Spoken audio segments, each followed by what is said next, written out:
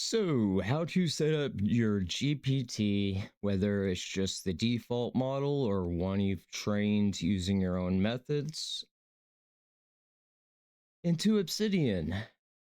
As you can see, I do quite a lot of research, unlike fascist and fascists. So let's get into it, shall we? First thing you're going to do is go to settings, go to community plugins, hit browse. You're going to type in open gates or open gate, sorry. You're going to install it and then you're going to click the enable button. Now from here, let's go into options.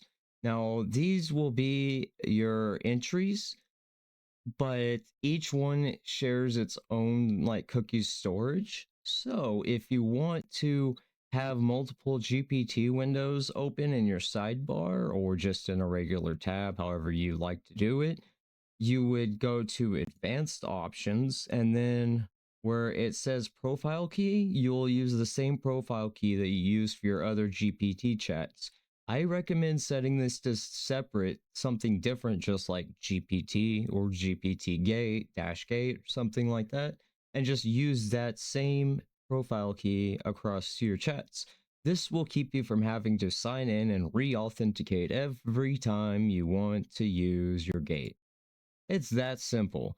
Then, if you set it to pin to menu, if you set it to pin to menu here, it will add it to the side. As you can see, you can even have raindrop open on the side. So if I click raindrop, it opens my raindrop.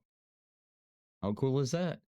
And yes, that is some Fuda. Anyways, that's all you have to do. And then from there, say you wanted to check if someone's claims about being anti-fascist is actually true according to their actions. Like, say someone identifies as a slime themselves, identifies as anti-fascist, but then continues using Nazi memes, specifically targeting one person meant to harass and defame them on their disabilities, like executive dysfunction, right?